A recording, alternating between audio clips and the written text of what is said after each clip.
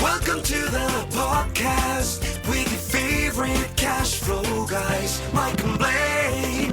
Giving you the best advice while having a beer. When you're running a business, there are problems every day. Let Mike and Blaine help you out and guide your way. Cheers to the good times with Mike and Blaine for business, beer, and BS.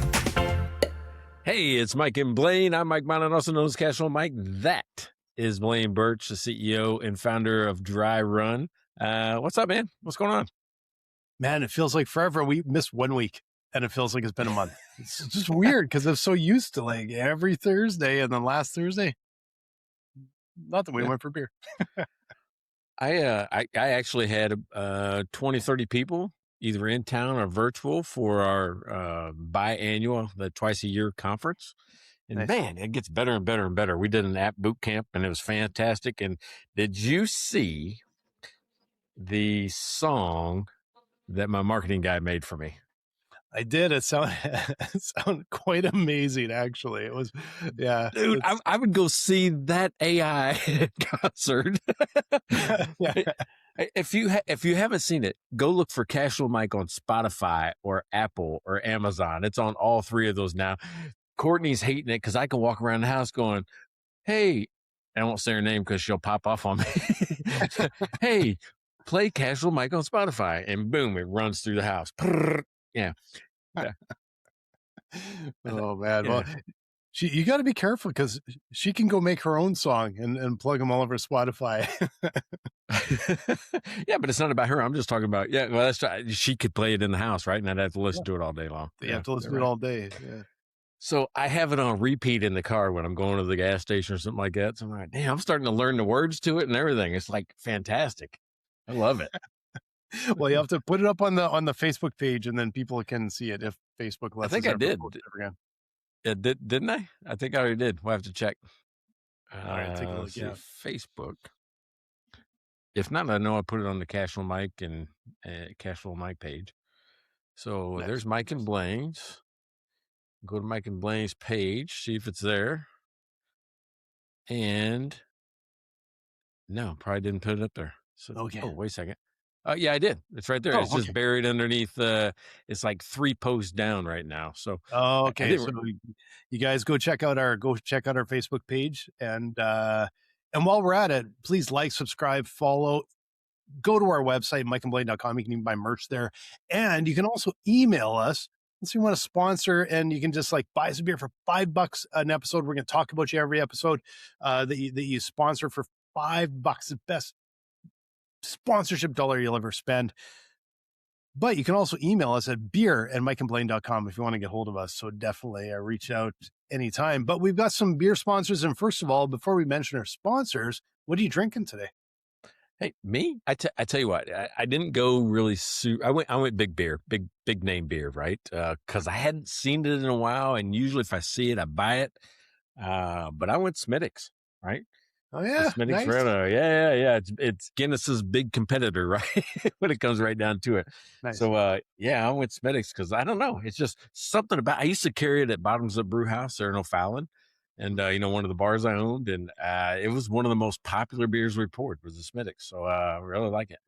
Well, even though I really promote craft beer now, buy craft beer a lot, I still have such an appreciation, honestly, for Guinness. I think it's actually really a terrific beer for Kilkenny, for like all those Boddingtons, Smithwick's like that. Like I have a real appreciation. That's that's legit beer.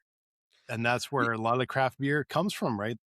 Hey, well, I mean, and we learned something about Guinness, right? That they brew in Maryland. They have a Yes. whole line of a craft beer line of Guinness. I don't think it's the real stuff. I think it's like some off, I don't know, down brand things. I don't know if it's the real stuff though. We've tasted it, if I remember tasting good. So I think it's Yeah. probably pretty similar. I And kind of forgot. I forgot what it tasted like. The other Mike Mylan has to send it to us. yeah, Mike, if you're out there, we can send us more Guinness from Maryland. You just got a free plug, other Mike Mylan. You need a I call rubber him, arm. yeah. On my phone, he's called Baltimore Mike. So Yeah, they're Baltimore Mike. Yeah, exactly. yeah, So today, we got the topic. We're going to talk about therapy speak and how that's infiltrating everything from, all across the world, but also into business and into HR and into everywhere. So we're going to talk about that. And I just thought this was apropos, this Omen Brewing Yeah. spilt milk. And I thought, Yeah, don't cry over spilt milk, just seemed to somehow connect to that. And also, it was one of the few beer I had in the fridge, and this is a delicious beer. So that was, I'm just kind of wedging it in there. But Omen Brewing, oh man, we've been going there almost every weekend since we got back to Edmonton. It's just, I think that's such good beer. If you're looking for a great place to go have beer, Omen Brewing on Happy Beer Street area, go check them out. Yeah. So speaking of beer sponsors, right? You mentioned people could sponsor the show for $5 an episode. Guess who's back? Larry's back, back again, right? So Larry Weinstein, the cash flow cowboy out of Houston, Missouri. He just gave me a copy of his new book called The Banker's Edge. Look, not even for resale. You can't even get this sucker yet. But yeah, Larry Weinstein, the CPA. Look at that. He's even got Clear Path to Cash professional down here too. Nice. He's going right on it. So it's very cool. So Larry, glad to have you back. He's sponsored through the rest of the year. He's done. He's in till December. That's amazing. Thank you so much, Larry, for being back. And for those of you that are wondering, the Canadian's going to mention that that's Houston, Texas. Houston. Yeah, Houston. Yeah, you said it was in Missouri. I'm pretty sure. No, I didn't say I was like, well, that's weird. I said Missouri. Yeah. So the Canadian knows where Houston is. You even live in Texas, man. Damn, I might have to go back and watch that. And I said, yeah, we got to replay that because I'm going to throw a challenge flag on that one. No, if Larry, you're watching, any of you guys watch it, text it. I'll go over to chat. You can confirm that I'm calling bullshit on that one. I'm calling bullshit on that one. There's no way that it happened. It did. It was quite hilarious. I was personally laughing. So I will find that clip and probably put it on Facebook and replay it 50 times. So, but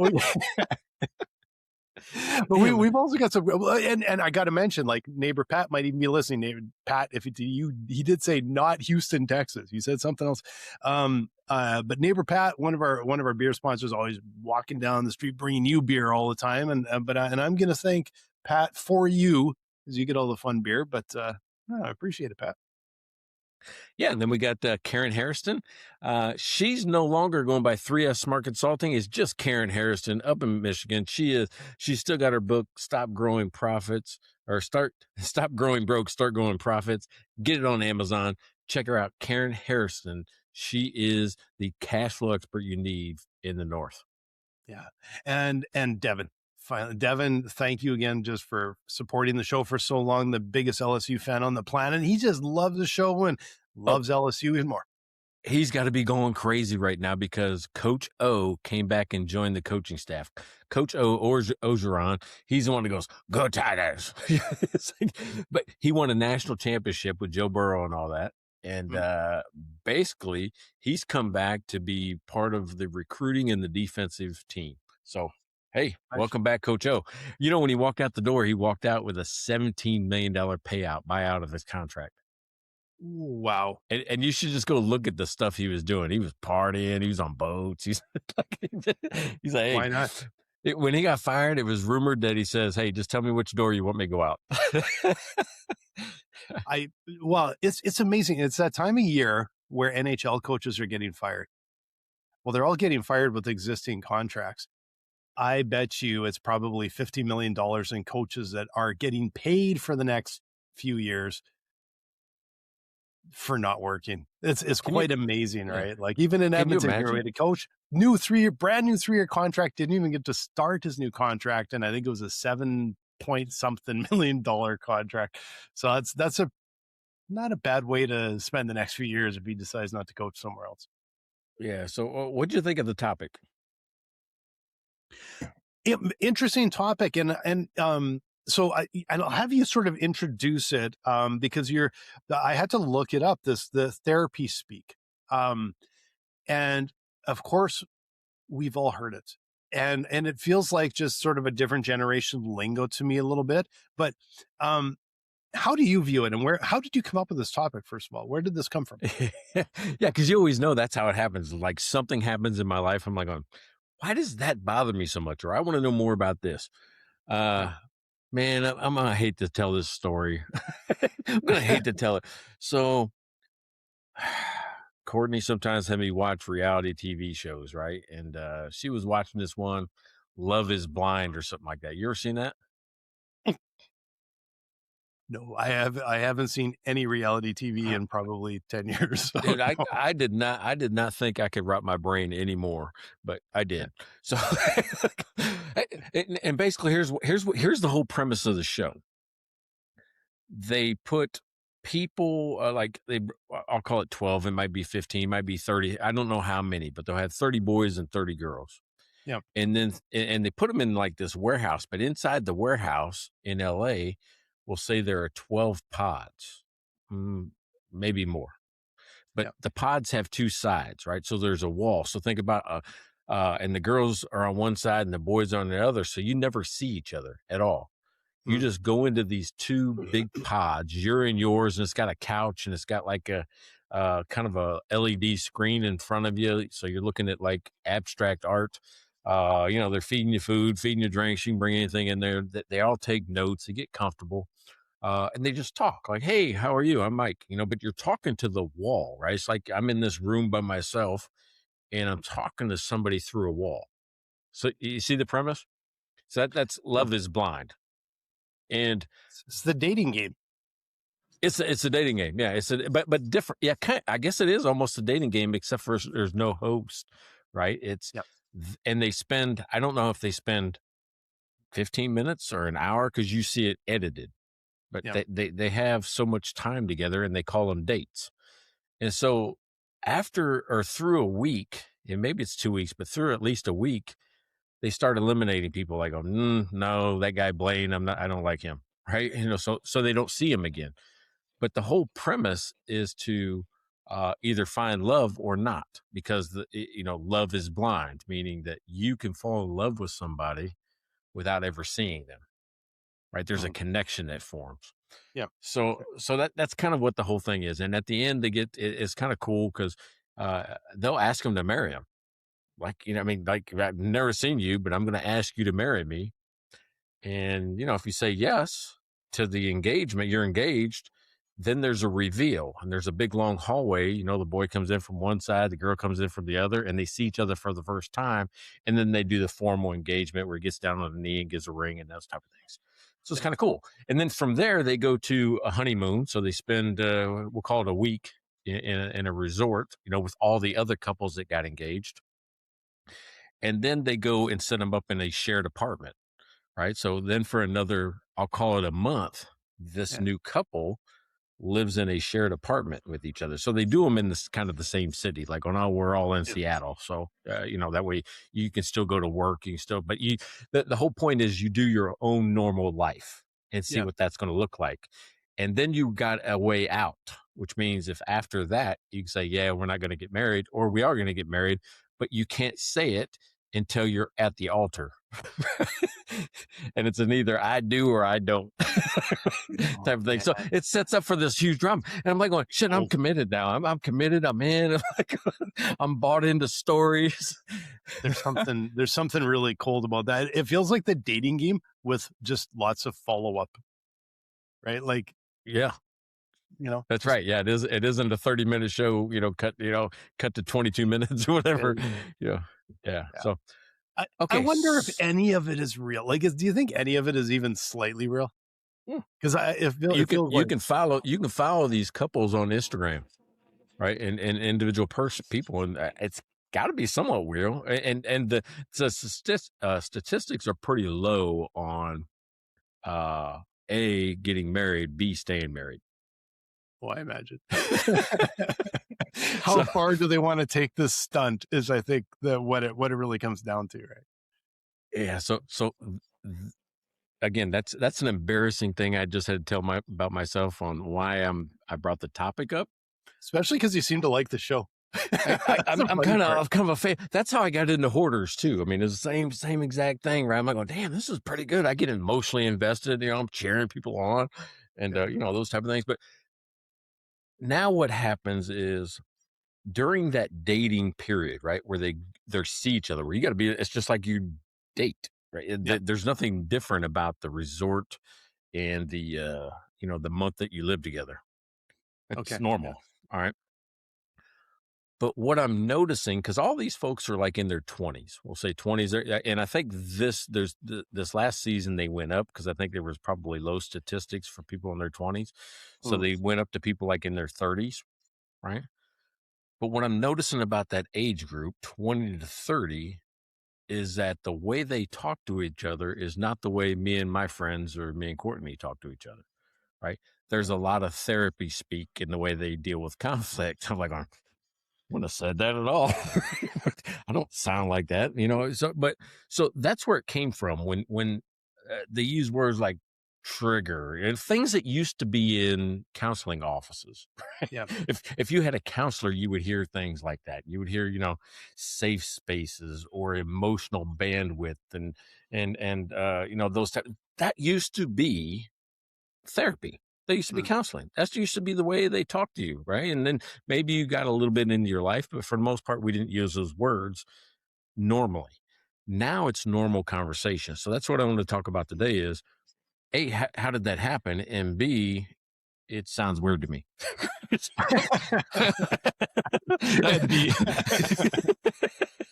It does. When people do it, that triggers me. I'm like, oh, I don't like it when you talk to me that way. That's how you could get into an infinite loop. Like, kind of programmer speak, you get into an infinite loop because someone says something and you said, someone used the term triggered and it triggered you. And it's never going to end. It just goes around. And so I say something that triggers them, and all of a sudden we're in chaos, and we're getting, we're getting rate limit errors in our relationship. That's funny.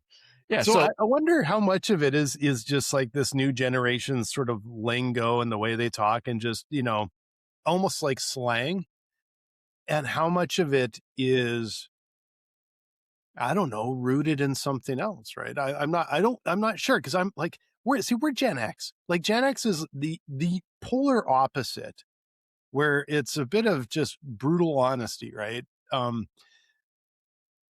And I wonder how much of this comes from a place of honesty and how much of it comes from a place of control, because when I hear that, that's what it feels like, is someone's trying to exert control by almost being patronizing. That's how it comes off to me, because I'm from a different generation, right? And I know it happened slow. It had to happen slow, but to me, it seems like it's pervasive now. Yep. So if young people, Mallory talks like that sometimes. She's graduating high school, right now, I guess this weekend, but are they conditioned? Are they taught? Is it just what everybody does? Like, there were slang words and buzzwords that I picked up growing up. It wasn't that like that. The way people ask questions, the way they respond to questions, totally different than the way you and I talk. And it's in the workplace already, right? It's already there. I think what's interesting is the other thing is the area where this language has evolved, because like you said, we grew up with all of this slang, and it was usually 50 different ways to say something's kind of fun or cool or tubular, awesome, whatever it is, right?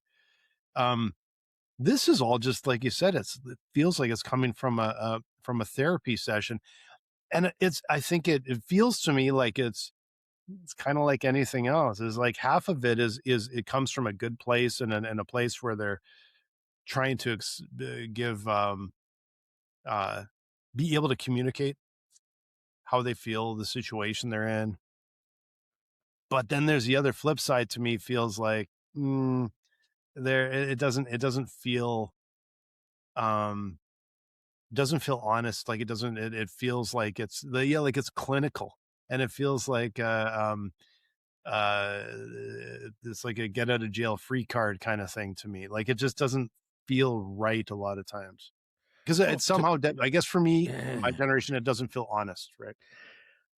Well, yeah, and I think I'm the same way because here's why it doesn't feel honest to me is because everything that you and I really consider as an inconvenience is now considered a trauma in somebody's life. And I'm like going, probably not even gonna remember that. Right? You said something to me and I didn't really like it, but I'm probably not going to remember it like 4 months from now. Yeah. Chances are it didn't create some trauma that 4 builds minutes. up, right? Yeah. Just like, I mean, it's so, and I want to know how it got introduced and how it got absorbed into society so fast. I mean, I still don't do it. Again, when people, start to talk like that.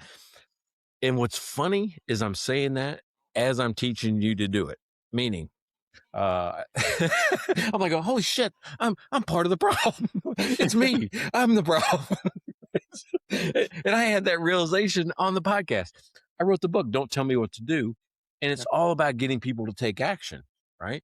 And part of it comes from verbal judo that they taught us at the police academy, in the 90s. And it was about things like going, hey, I understand that, but, or, I appreciate what you're saying, but, and all of a sudden, that might just be a small snippet of what we learned then. It's expanded, but it's the same basic philosophy of what they're, what people are doing now. Yeah. Well, and the thing to me is I feel like a lot of it's like I said, it feels to me, this is not, just because you say it doesn't mean it's true. It doesn't mean that it's done for the right reasons and it's honest. Right. And I think I've probably told that. It's probably been a couple of years since I told this story, but we had a client years and years and years ago. And it was when I had a creative agency and Pat here, probably beers thing. I'm mentioned creative agency. They used to. You're drinking game. Yeah, that's right. Blaine's drinking game. It's probably been a while since I mentioned that, but we had a customer, and I remember this was almost I think the one and only client we actually fired, and it was a real challenge working for them, and I actually thought that they were being beyond dishonest, to be completely honest. But that's how I felt. I remember in a meeting that the guy, the person I was talking with, I'll call it weaponized active listening. So he had probably gone to a weekend course or read a book about active listening, but the reason I call it weaponized is because it wasn't sort of the trying to get to an outcome. Hey, I hear you, I understand, let's get to a resolution. It was kind of going in the circle. It just was literally parroting back, but never getting to a resolution. And it was a little bit like filibuster. Like, I'm going to go with this till the meeting's over and nothing will get resolved. And I could see what he was doing and I didn't like it. And I remember literally saying to him, I know what you're doing and I don't like it. And I was like, I called him out and made the meeting incredibly uncomfortable. I had zero problem doing that. But that's what it reminds me a little bit of. That is sometimes it feels like it's used to gain control. It's used to stall things out. It's used to put somebody on their back heel. But it's not used for the purpose that it should be, right? And so and I feel like there's a bit of a if you use particular words, it's like, I'm allowed to say that, and you can't say anything about it. You can't dispute it because I used the word triggered. I'm allowed to, like that's the end all be all. I was like, it's the you're it, I'm it. Like, I said it first, right? Yeah. And that can be, and then as we're starting to, I know where this is going to go because it's going to start working its way into business and how we have to work together as colleagues and the team has to work together. And where does this help and where does it hurt? Well, I mean, is it a genuine reflection of your feelings or is it a manipulation? Right. That's where I'm like, you're trying to push me to one way. Right. There's a bias to it. And I'll tell you, sales training is the worst. That's a weird thing to say, right? But 2012, I was asked to participate in what's called a Sandler sales system. You ever heard of that? Yep. Oh yeah, very famous system. Yeah. All right. So yeah. So I mean, and pretty much works. It's a little harsh, right? It's if to me, it's a little harsh when I hear it. Yeah. And because I went through it and we were trying to implement it, I'm very in tune with it, right? It's like I pick it up and I started hearing it from everywhere. It's like it was the most popular thing in the world at the time because everybody that talked to me was using the same thing. If people start a conversation with me that fits the A ton acronym, all right, so that's how every Sandler conversation starts. It's called A ton, ATON, right? Yeah. They're going to start with the agenda. They're going to tell you the time of the meeting. They're going to say, obviously, you're going to have these questions. Naturally, I'm going to have these questions, right? If you start with that thing to me, I know you're using the Sandler sales system. And I say, hey, don't do that shit to me. And that's how some of these things like trigger or safe space and those type of things, when you start talking that, it doesn't encourage me to collaborate. It doesn't encourage me to embrace the conversation. It encourages me to where are they going with this, right? There's a reason why you're doing that to me right now. Yeah. It goes right back to that word you used. It feels like they have an agenda and there's a goal in mind. This is now a negotiation. It's not a conversation. That's not talking about billions. It's a negotiation with an agenda. They have an agenda and they're looking for an outcome. I agree, but I know some of those sales systems, not probably as much as you, but boy, I know them when I go into a place and they start, salesman starts going, and I just, it turns me off right away. That conversation goes down. Would you agree that? No, I can't, it just drives me nuts. Right. The one that I don't like is, if I could do this, would you, if I could make it $100 less per month, would you buy the car today? When I hear stuff like that, I'm like, you just put me into a sales system and we stop being people. You stop treating me as an individual and you started treating me like a dollar sign, and I get pissed. Yeah, that's exactly it. And I think there's and I think that's probably why we're even talking about this, is there feels like so much, there's always been a level of bullshit. The volume of it has gone up so high with not just the internet, but now AI generated content, AI generated communications, like automated communications, automated emails, spam, everything else. The volume of it has gone up. And I think it's gotten, and then on top of it, there's all of this cyber criminals, and you can't trust virtually an email. You can't click on anything. You can't answer the phone anymore. And it leads to a level of distrust. And so, when you're having a conversation with someone and anything comes up that feels like bullshit, it's like the alarm bells go through the roof immediately. Or at least for me. Yeah, you talk about, all right, bullshit. Here's a word that you and I never grew up with. And I looked it up and I still don't really understand what it is. Is it horse shit? No, but it's like bullshit. It's called gaslighting. Yeah, we never grew up with that. Yep. I still don't really know. I think it's when you're saying like the same thing over and over and over again, and it's not true. But if you say it enough times, that maybe you'll believe it. I don't know, but it means people use that word like crazy. It is everywhere, and at this point in time, I'm like, damn, if I forget where I parked the car, somebody's going to tell me I'm gaslighting. I don't know where the hell I parked.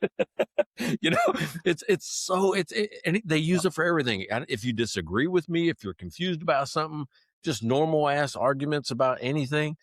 Yeah. This gaslighting word was another word that just triggers me. like what?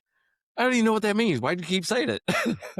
Yeah. And it's almost, you just have to be the first one to say it at a conversation, because then the other person can't say it. That's what it feels like.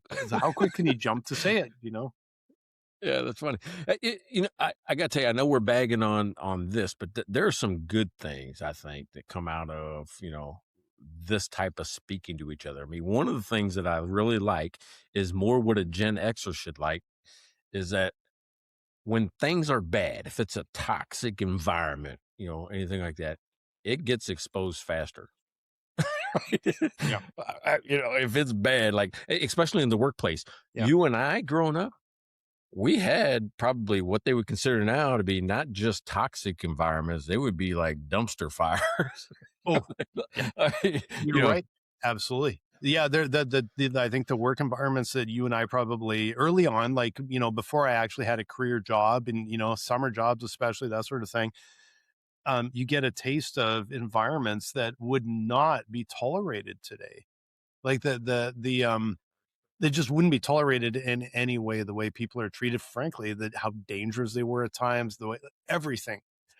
Um, could be wrong. And so, yeah, no, I agree with you. There's the expectations that the latest, I think in a lot of ways, the latest generation set are really good because it was a very low bar. And I think it's making, I think the workplace may be a lot better place in a lot of cases. Now, with it comes the good and the bad come together because it seems like for everything that's actually really productive and workable, there's the other side where it's a bit manipulative, right? And I don't know how you determine which is which at times, like from the outside. Yeah, so high school through college, I worked in a high-end food service restaurant, and I did every position. I started as a dishwasher. I did some cooking type stuff, made salads, made desserts, waited tables, bartended at events. I mean, those type of things, right? Mhm. And every day there's always a little drama that goes on. But you're like, it's just work. And then we just went about it. Maybe you're pissed off about it for a day or two. But I'm thinking now, they'd probably had to close the place down. It's just the way it ran, and it ran very well, except for dealing with other people, right? That you worked Yep. with, your actual coworkers, Yep. right? It's just crazy because now today communicate about their feelings a whole lot better than we did then. Mm-hmm. I Yeah. think you just used cuss words back then. I think that's how Yeah. you. If I used a cuss word, I was mad. I still do. Yeah, I didn't grow out of that. Yeah, it's yeah. Unfortunately, I haven't grown out of that one. Uh, it's it's so tricky because it's changed so much, and um, most businesses don't have a single generation working in them, right? So you have a lot of people from multiple generations that somehow have to kind of work together and learn. I think there's a bit of a misnomer that the older generation only has to learn from the younger generation. It used to be a flip. Mm-hmm. The younger generation has to learn from the older generation. I think there may be times where the both sides are a little bit too dismissive, right? Now, the one thing that I think is a huge benefit with where this has all come from is the normalization of mental health, where mental health is a health issue now. But when you and I grew up, it wasn't a thing. It wasn't talked about. It was just like shoved to the side. It was never even. It's like you didn't even know it existed in a way, even though it truly, obviously existed, right? Well, dude, I mean, everybody talks about that now. I mean, not just mental health, but they try to protect it or improve it or change it in real time with this word. And you're going to know the word as soon as I say it. You're going to go, oh, yeah, I heard that one. Boundaries.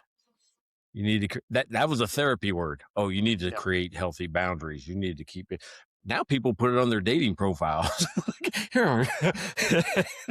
But it's one of those things where boundaries is the thing. You don't have good boundaries. You need boundaries. I keep and maintain my boundaries. I mean, it's the weirdest thing to hear. If you tell me you're going to maintain your boundaries around me, I'm like, we shouldn't be friends. because I'm because Pat will tell you I cross boundaries all the time because we're friends, right? That we're just jazzing it up like we always have. Yeah. Well, and I think there's the again, there's people that have, I think, really good intentions, and it really makes sense for business to be able to sit back and go, that makes sense. Like, and to have those boundaries to say, like, because I know there probably still are workplaces, but I think it was more prevalent where, it's like you're getting paid for 9 to 5, but the expectation was it's like, you're literally, I own you sort of thing, which is way beyond those boundaries. Now, on the flip side, I think there's times where people put boundaries up and it's like, that's kind of what I hired you for. It's like, well, I got a job as a salesman. I don't talk to people. I'm not comfortable with that. That's outside of my boundaries. Okay, well, that's not really going to work, right? I know it's a bit of an extreme example, but there are those ones where it's like, yeah, but we still have to get the job done. So there is this give and take and this push and pull in the middle. The edges are clear. It's a little gray stuff in the middle where it's like, yeah, no, but that's part of the job versus it gets messy in there, right? Yeah, I would say that. I mean, what you just described was probably a mismatch in hiring. You're like, you don't talk to people, you can't be in this job. But it's when you find out about that, though. It's usually sometimes down the road. Yeah, and people are like going, I'm going to protect my peace. You ever heard that one? Don't think I've heard that one, man. Yeah, not at work. You're going to deal with everybody because people still on the telephone or even on the internet, they're not being, therapy courtesy, right? They're going to give it to you exactly the way because they're hiding behind a screen. They're hiding behind a keyboard, and they don't really have to respect your boundaries. You're in the wrong job if you're trying to negotiate with somebody about their boundaries on the internet. Yeah. And it's good when that comes out during like that should come out. And again, this circles back, I guess, not just that it should come out, but this is a huge part of when you're hiring staff and interviewing people and getting to understand them is it's not just like you telling me about you. These are our expectations. This is how our business operates. This is the culture of our business. This is how it works. And learning about them and making sure that there is that match, because it can't just be, it's not a task list anymore. It has to make sense from both sides that, it's a night watchman job. You do have to work the night shift, because, you have to lay those expectations out and have that conversation, right? Yeah, well, I mean, it allowed people to talk openly, what's happening now. Because again, therapy used to be private. If I was overwhelmed or sad or stressed, I would talk to a therapist, not the internet, not people at work, I definitely wouldn't use language like, I am dysregulated by all these unresolved trauma patterns, or things like that. There was like one word in that sentence I understood, or maybe it was the combo of them together. Oh yeah, I had to memorize it for the show. Well, congrats! I'm really proud of you. That's it. I'll never be able to. Where can I fit this in? I don't even know if I used it in the right spot or not. It's like it sounded good. Yeah, it's funny. Well, but talking to people, I mean, this did allow people to talk more openly, I think is where I'm going with that. Yeah. And there's a little bit of mental health and self-awareness that is lifted because of that. Is, that old saying, if I got a problem, it's my problem. If I share it with you, then it's our problem. Right. And it doesn't feel as big when that happens. That's from way back before you and I probably, that saying. But I think that's what people do today in just real life, in real time. Mm-hmm. I think it's almost like you take the good with the bad in a way too, because there's a good in people being willing to talk about things, talk about how, this job may be affecting them, or what, like, expectations, how the struggles, talking about how they feel about things, how things are affecting them, or there's a stress in them and pressure on them. But the language itself, this clinical language, like this, again, going back to this therapy speak, I think in a lot of ways, it's like, it's good you're sharing, but you kind of killed it by using such clinical language that it comes off it can come off as a bit disingenuous, or just cold, right? Instead of, can you use simple terms? Like, how many times when I'm getting AI to help me just draft a rough copy of something, and I go back and say, hey, simplify the language, but keep it professional, right? Because it spits this stuff out, and it's like, oh no, that's not how people talk. And is, I'm going to go through and edit it, but I don't want that much cleanup. Like, I give me something to work with here, right? And I think there's a real barrier there. I'm not doing a doctoral thesis or dissertation. We have to impress a board. I got to actually talk to another person. And I'll argue that I don't think the board, or even your, thesis supervisor, well, maybe some, but I don't know if a lot of them really want to try and grind through language that is too fancy for its own good. I'll say, like, it doesn't serve a purpose. It's a self-indulgent purpose, It's harder to get to the point. You're like, what is he trying to say? Just, like that big thing I just said. It's hard to, the biggest problem, I think. All right, now it kind of hit me with the younger generation. They're more social media savvy and things like that. Social media rewards it. They reward all of that stuff. So, like, you see it all the time. I see it on my feed. Maybe you don't, but apparently my algorithm's different. But it'll say, like, 5 signs you're dating a narcissist. What? Yeah. So I'm going to look through it. Is Courtney a narcissist? So see, that's why.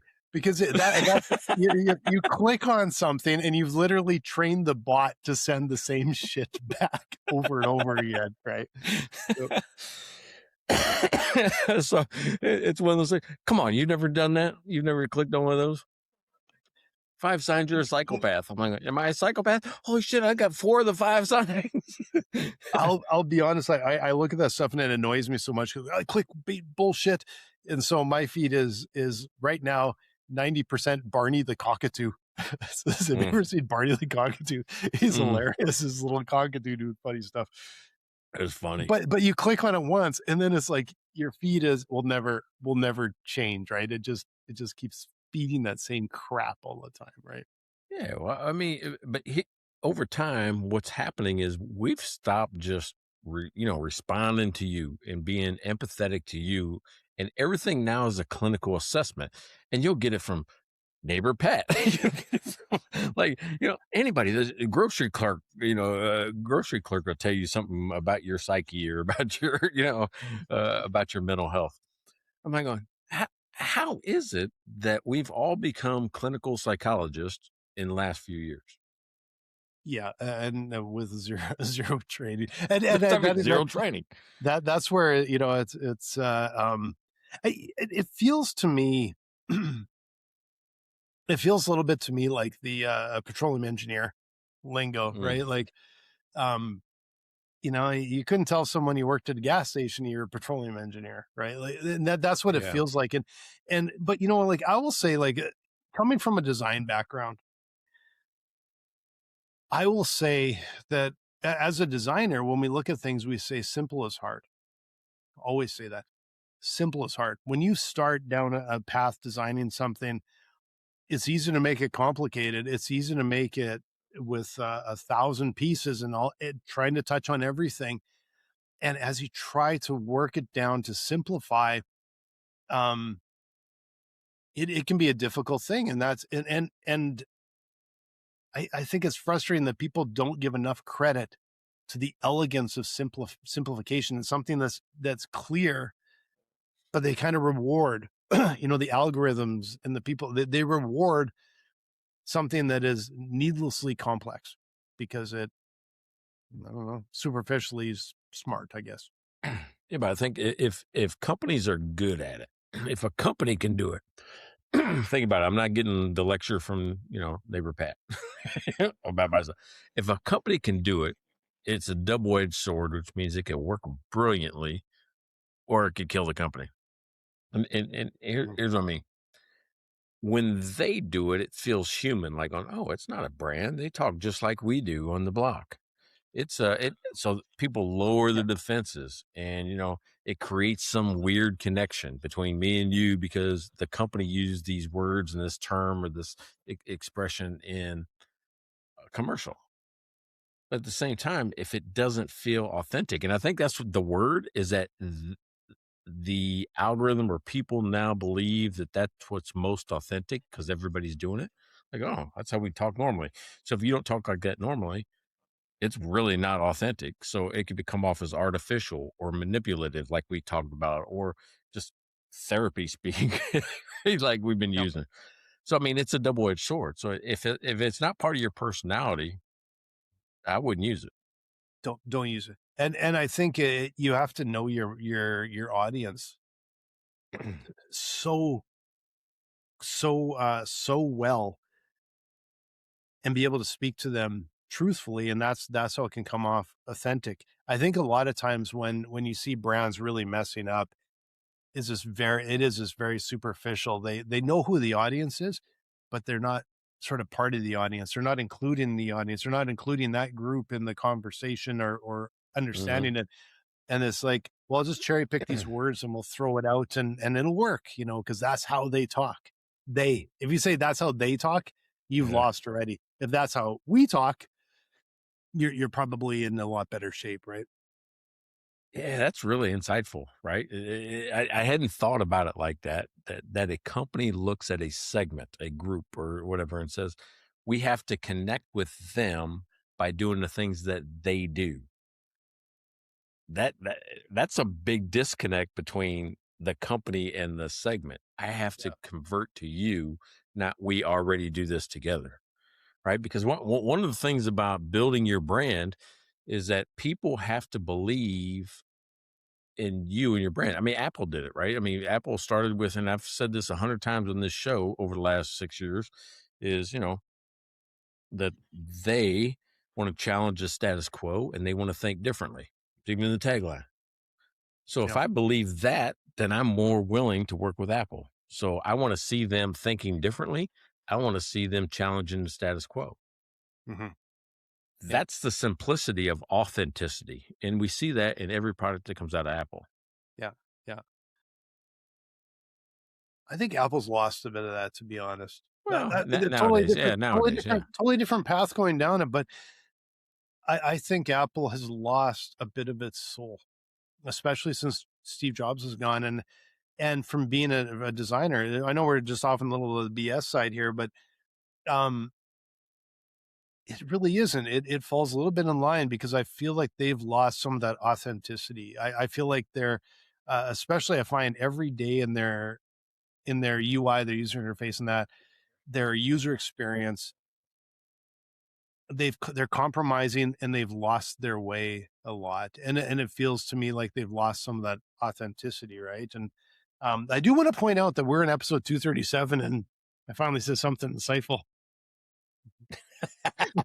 No, I mean, usually you say something so divisive that it gets us 1.3 million views. Maybe it's that way. Maybe you'll do it again.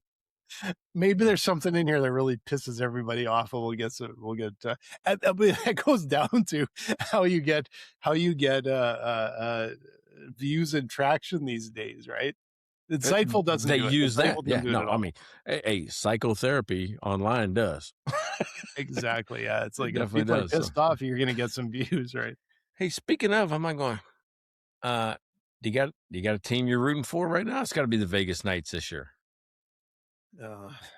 Come on, it can't be the Canadians. Well, no, I'm Canadian, so I'm supposed to root for the Canadians. I'll be completely honest with you. I'm just like I'm just like I don't want to. I'm not even watching a second of it. The Oilers were such a disappointment this year that I can't even stomach It's watching any come of on, it. dude. So. It's hard to get back to that game 2 years in a row.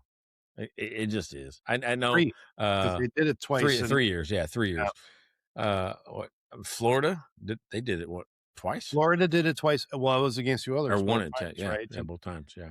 It's yeah, it was a little rough, and you know, like I'm gonna say, as a Canadian, I'm supposed to be cheering for the Canadians, and as a hockey fan, I kind of want to see Cale Makar win a cup, and I kind of Mm. like I kind of All I right. kind of like the Avs, even though they're in our division, our conference, and everything. Like I get it, but I don't know. I like Nate McKinnon too. Like so, I'm kind of Hey, pulling for those guys a bit. our Courtney and I's first date was at a Vegas Knights game. Their inaugural season. Yeah, Cool, huh? So it's I got kind of a love for that. She's a Knights fan. yeah, yeah. So, but we're watching the I do Spurs not. right now. Right? We're actually watching the Spurs right now because I don't know if you've seen Wemby. Oh my God, this guy is amazing. I mean, it's too early in his life to say Jordan-esque, but he changes the game. Every time he's on the court, you have to play different as the other team. Oh, really? Yeah, I he's have amazing, not dude. seen him play. I may have to watch a little bit. Yeah. Yeah, a guy that's over 7 foot and he's shooting 3-pointers, not from the 3-point line, 10 feet back from the 3-point line. Nice. I mean, you know, when a guy you expect to just be around the hoop and just dunk, now he scores from anywhere on the court. Okay. Well, I may have to watch, but I have not watched a lot of basketball. I'm I'm glad that we have an F1 race this weekend though, because that's actually taken way more of my attention than the NHL playoffs right now. So I'm much more interested in the Montreal Grand Prix this weekend and where that's going to go. So I bet it goes in a circle. it's a road course, man. It's all over the place. It's F1. It's no Yeah, circle. but they lap. They lap. Well, it's not not a street perfect course. It's a ziggy zaggy around here, there, and everywhere. I bet it goes right back to where it started. It does eventually. You do a bunch of laps. See, there you go. It's gonna end right where it started, Blaine. All you gotta do is just wait there. They'll be right back. That's a good place to sit if you got tickets. There you go, man. Hey, 237. We did this 237 times. It's fantastic. I mean, I love our new 2026 theme, which is we're taking viral, trending topics that outside of business, we're taking them outside of the business, making connections to business, but also talking about the things we're already talking about as regular people. Yeah. And what is I'm sure you can see, we know so little about it. Yeah.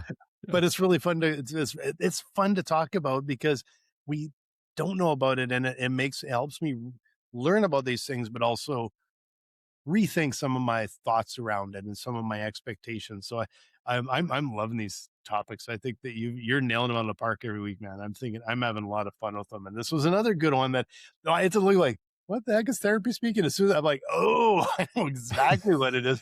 And it's just interesting, right? But it made me stop and think about it rather than just passively hearing it sometimes and saying, oh, that's for somebody else. It's like, no, it's actually in society now. We have to think about it. Well, you know, so many times if people are business owners watching it or listening to this, we get so stuck in our reports and our spreadsheets and our daily work that we're not taking a little bit of a look outside to see what's happening. And that's the reason why I think this is important for me and you. So we at least see the things, right? What's trending, what are other people talking about, what's happening around us. And so I like it as well. Yeah, and it's more than AI is changing. That's a huge one. We talk about it quite often, but there's a lot of changes and a lot of things that'll affect business, and it's the pace of change has never been faster, and so it's been really really good to dig into these things. Right on. Hey, next time 238, we'll have something else fun to talk about. But if you haven't, else. yeah, if Like, subscribe, follow. There you go. There you go. Go check us out. You can also buy us a beer. You can also, at least go check out the song. Well, check out the song on the Facebook page, buy us a beer at mikeandblaine.com, or email us at beer@mikeandblaine.com, and we would love to hear from you. Check out their website at mikeandblaine.com. Then subscribe to the podcast and buy these guys a beer.